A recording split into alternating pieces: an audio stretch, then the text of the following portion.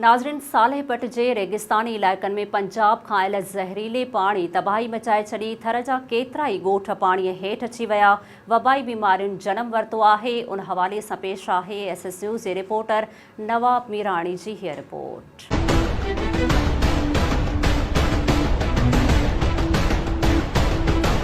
जी बिल्कुल मौजूद आहियूं सालियापट तालुके जे डिज़र्ट एरिया में थर वारे जाते दे सरन वारी आहे जेको कारो पाणी जेको उतरियनि इलाइक़नि मां ॾरकी घोटकी समेत केतिरनि ई शहरनि खां जेको थर में छोड़ कयो वियो आहे। उन पाणीअ तबाही मचाए छॾी आहे ऐं पाणी एतिरो नुक़सानकार आहे जो थर में वबाई बीमारियूं, माल में बीमारियूं वधीक जेको आहे सो ॻोठाणनि जे शिकायत ते हिते AC सालियापट समेत केतिरा ई जेको आहे सो माण्हू मौजूदु आहिनि।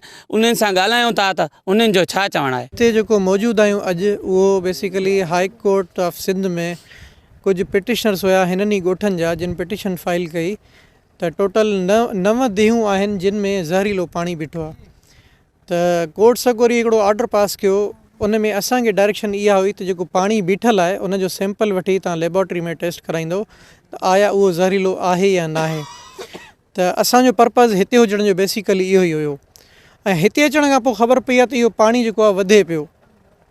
अच्छा, ॿी ॻाल्हि इहा त टोटल जेको ज़िक्र हुयो 9 देहनि जो, पर हिते अची ख़बर पई आहे त पाणी जेको आहे हिन वक़्त ताईं टोटल 3 देहनि में आहे ऐं 3 खां वधीक कोन्हे। उन जा असां सैंपल खयां आहिनि जेको असां लेबोरेटरी में टेस्ट कराईंदासीं। बासर माण्हू जेके बचियल इलाइक़ो आहे उन ॾे क्रेननि सां एक्सीवेशन करे ज़बरदस्ती छोड़ कयो वञे थो, बचियल इलाइक़ो बुॾायो वञे थो, जंहिंजे करे हिनखे कुझु टाइम थियो आहे जंहिंसां एक्सीवेशन थियो आहे। उन सां खां बाद में असांजा 2 खूह अची चुका आहिनि इन जे पाणी जे उन में ऐं माल असांखे इलाही नुक़सानु थिए थो। 2 खूह त हिन वक़्त जेको आहे सो खारा थी चुका आहिनि।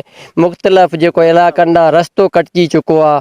माण्हुनि जो अचणु वञणु जेका मौसम लॻी पई आहे हाणे उन्हनि में बीमारियूं शिमारियूं आहिनि। ॿार बच्चो आहे, को डिलीवरी केस आहे, माण्हुनि खे रस्तो कोन्हे को जो केॾांहुं निकिरी सघनि। ॾिसी सघो था त दरियाई सूरत अख़्तियार कयूं बीठो आहे ऐं हिननि जो इहो चवणु आहे त असांजो ॻोठ मुकमल जेको आहे सो हथ सां ॿोड़ाया पिया वञनि। हिते ख़ानगी माण्हुनि तरफ़ां जेको आहे सो क्रेन मशीन हलाए जेको आहे सो पाणी ॻोठनि ॾे छॾियो थो वञे।